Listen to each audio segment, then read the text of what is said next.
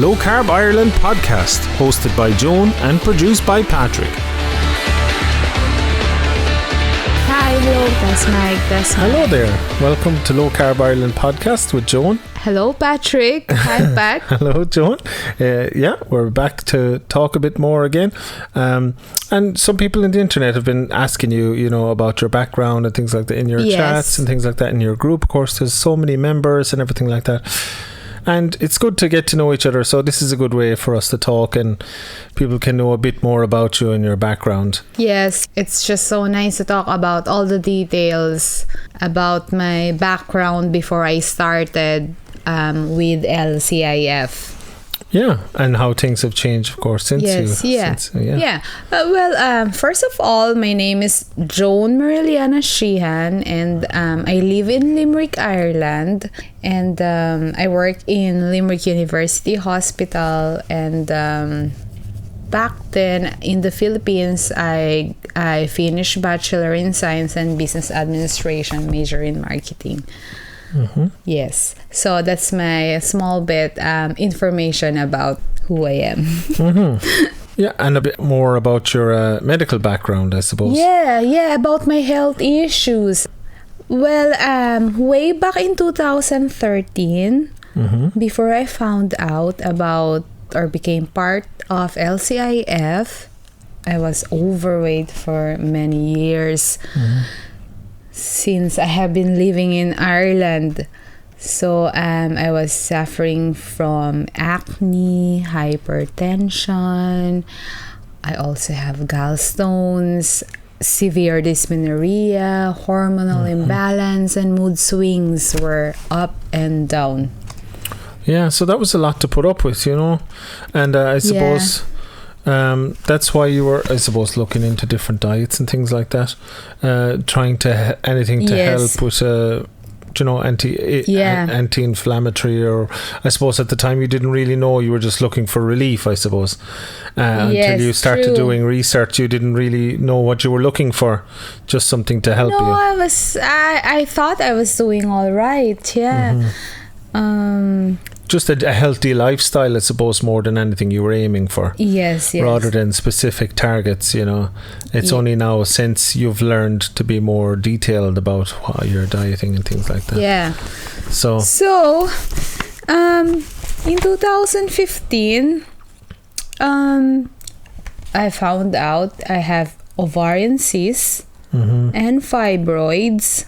So on top of, I thought I was just having, dysmenorrhea and it will go away in, But it suddenly got a lot worse. But in 2015 I found out I have ovarian cysts and fibroids. When one day when I got home from work, I just couldn't move at all to change my clothes. As in, I just couldn't move. Yeah. So, I went to my GP and he booked me for an ultrasound and scan after he did all the checkups. And I found out everything. So, I had ovarian cysts left and right, and the left ovary cyst was too large already. 13 cm. Wow. Plus with additional fibroids. So I was shocked. So I guess I had become so used to my monthly period that you were able to tolerate it, and that I developed a high pain tolerance as it got worse and worse. And I didn't realize it, how bad it was. So after a month, my doctor surgeon booked me for an immediate operation, which was my first operation, because I was never previously hospitalized. So I was like speechless. So, and I suppose he told you about the possibilities of what he'd have to do. And, yes. my doctor explained to me the possibility of removing my left ovary due to the size of my cyst. And, well, for me, it was the biggest downside of my life. Yeah. You know, I have no children, and I've always dreamed to have one. Mm-hmm. And I was feeling afraid for my life as well. Yeah. I just couldn't believe it was happening to me, as I thought I'm still young and healthy and there's nothing to worry. But yeah, so I still remember the day after the operation. The doctor came in to see how I am, and he said the size of my cyst on the left was the size of a football. Yeah. And he needed to remove my left ovary.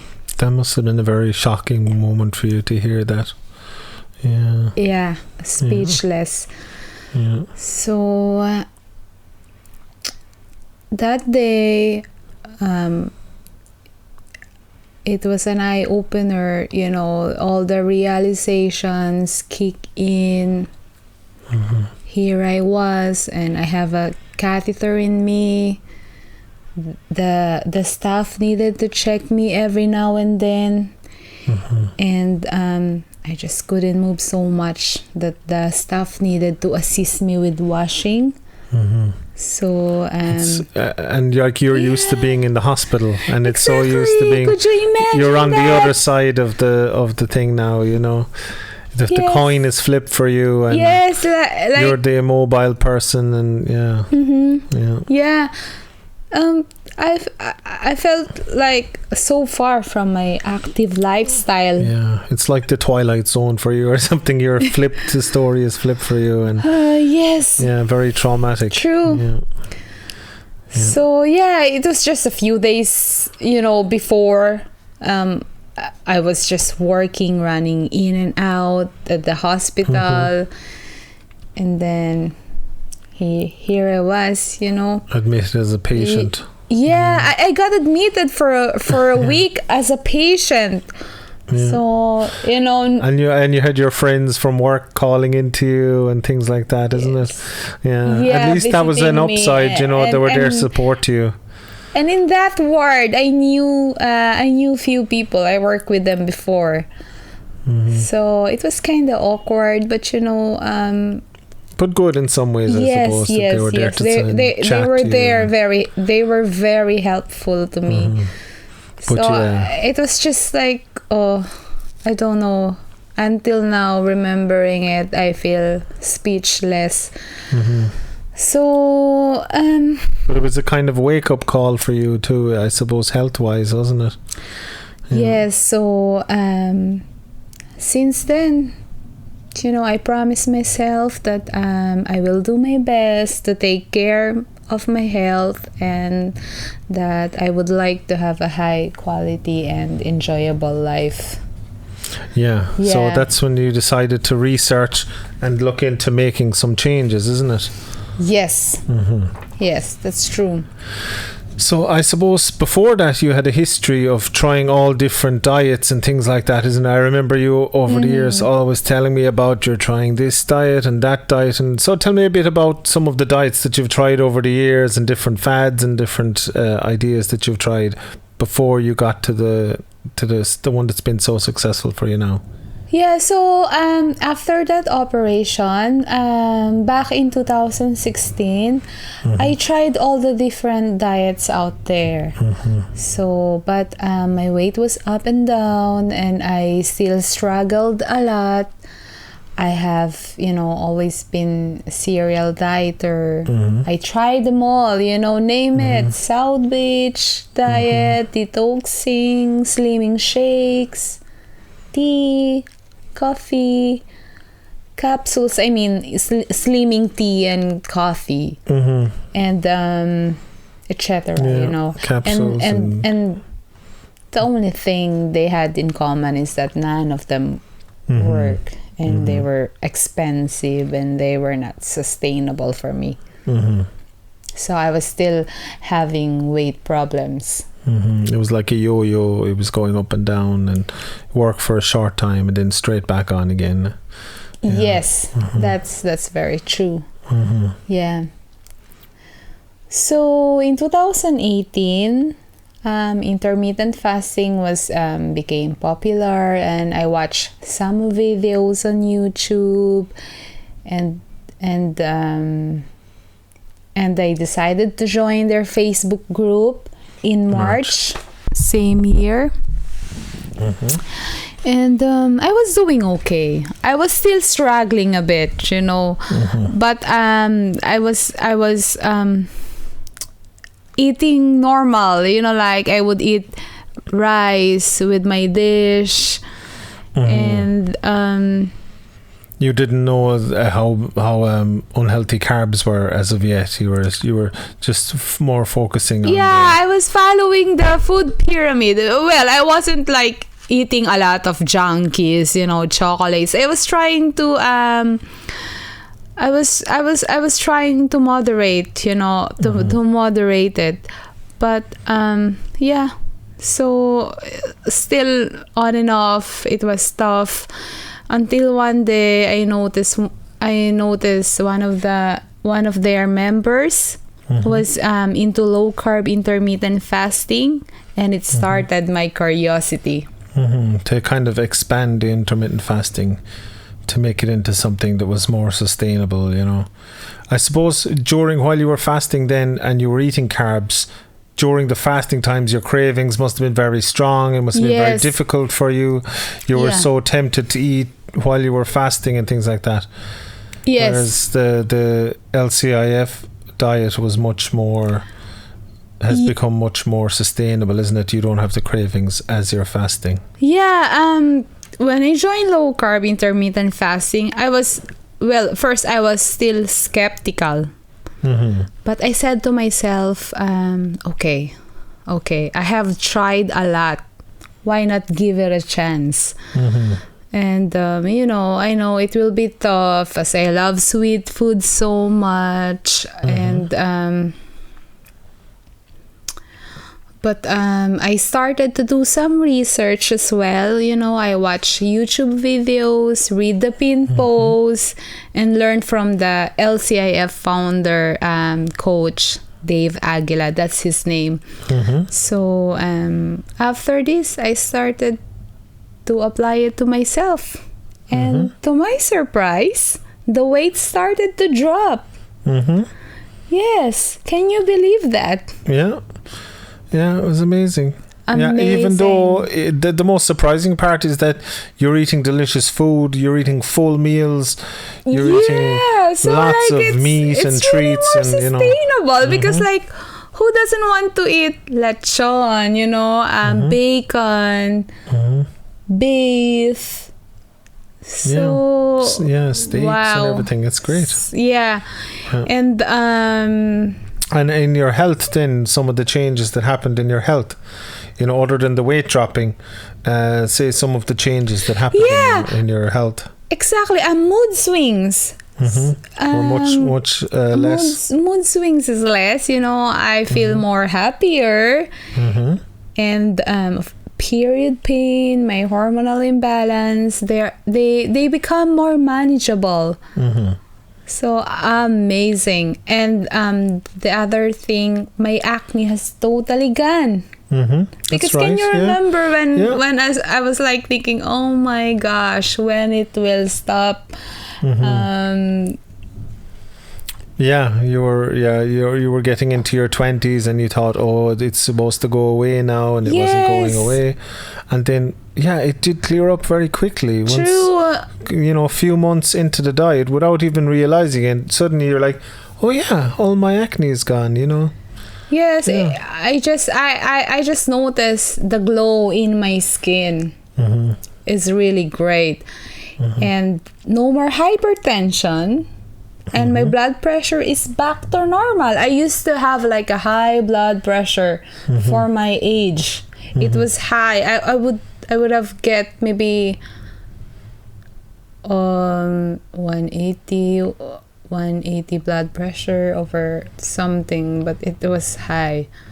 So now that's I gone started to feel way better all around. So great, amazing. Yeah. So I suppose when Sir Dave started off his Facebook page, years ago, he didn't realize how big it was going to get and how many people he was going to help. And I suppose with your journey, you're trying to do the same yourself. You're trying to help people as well and give back to the community. As I remember when I joined LCIF, they as a member, they only have 20,000 members, and now we are really growing. So I'm so proud to be part of it.